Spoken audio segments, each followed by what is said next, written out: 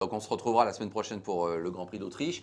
Alors, oui, pour conclure, Jean-Luc, bon, on sait bien, hein, toute la presse française ne se rend pas sur tous les Grands Prix sur place. C'est fini, ça, ça n'existe Mais plus. oui. Donc toi-même qui commentes les Grands Prix sur RMC, tu n'es pas toujours sur place. Bien sûr. Tu étais au Canada, tu nous l'as dit, tu nous l'as avoué. Alors, sur place, tu ne reviens pas complètement enchanté par cette atmosphère de la F1. Je reviens un petit peu consterné Ouais, oui. parce qu'effectivement, moi je suis comme vous, je suis un passionné de Formule 1, de sport automobile au plus haut niveau et je ne demande qu'à vibrer, mais vraiment. Mais déjà quand on s'approche du circuit et que les voitures se mettent à rouler, avant on avait les poils qui se dressaient sur les bras parce qu'on entendait ce rugissement phénoménal des moteurs de Formule 1. C'est terminé ça. C'est un bruit de tondeuse à gazon, c'est-à-dire qu'on ne prend plus de tours, on prend 10 500, 11 000 tours à tout casser, donc on entend voilà. Bon, c'est un bruit c'est désolant, ça commence par là. Alors bien sûr, les voitures vont vite. Alors si on prend les temps de référence, si on prend les performances, elles vont vite en vitesse de Déjà pointe. plus vite que l'an dernier. Oui, Bon. non mais tout ça, ça Oui. n'est pas contestable. Mais elles ne sont pas spectaculaires. On ne voit pas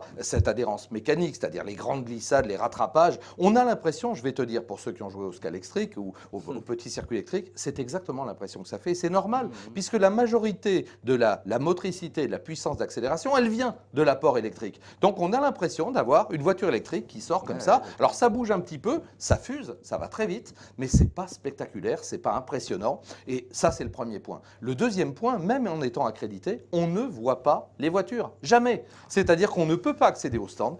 Tous les stands, même l'écurie la plus modeste, eh bien, tout est fermé derrière. Il y a des gros mastards à l'entrée. Les pilotes traversent en 3 mètres pour aller de l'hospitality à l'arrière du stand, sans regarder personne et surtout sans avoir l'idée de croiser un regard. Mon Dieu, quelle horreur. Donc contact zéro, d'accord. On les voit éventuellement entrer. Et je me suis placé là pour les voir, de visu, voir à quoi ils ressemblaient à l'entrée de la conférence des pilotes le dimanche matin. Je ne vais pas commenter, parce que là aussi, tout le monde tire la tronche, et ça c'est un critère. Tout le monde tire la tronche pour des raisons diverses, à 2 exceptions près. Ricardo, Dan la banane, évidemment, tu vas t'y attendre. Et puis Jenson Button, qui est un mec infiniment sympa. Et Mais qui malheureusement. pourtant a connu un week-end encore catastrophe chez McLaren. Oui, Et on en parlera. Mais malheureusement, tous les autres, ils tirent la tronche, je peux te dire. Et puis bon, on a du mal à se convaincre qu'ils sont pilotes de Formule 1, tu vois ce que je veux dire. Donc c'est quand même une déception, il faut être très clair. Et je comprends que les fans qui payent très très cher leurs billets, il n'y a plus de contact, même pour nous, journalistes.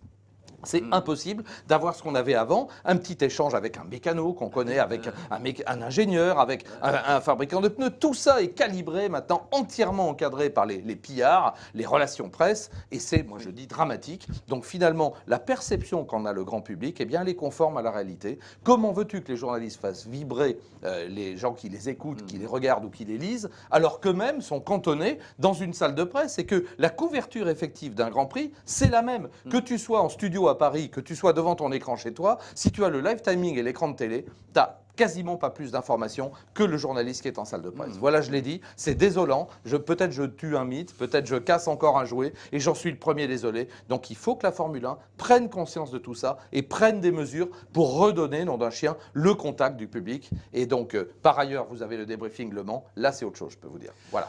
Voilà, bah écoute, les mots de la fin, toujours sincères et forts de la part de Jean-Luc dans ce numéro donc du débriefing F1 entre le Grand Prix du Canada et le Grand Prix d'Autriche, 8e manche, qu'on analysera la prochaine fois. Bon, bah allez, on compte sur vous pour aller nous voir aussi sur le débriefing Le Mans. Merci Jean-Luc, à très bientôt. Salut à tous.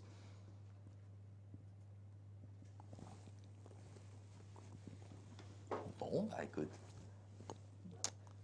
là ça allait, c'est sûr. Bon, alors je prends ma feuille Le Mans.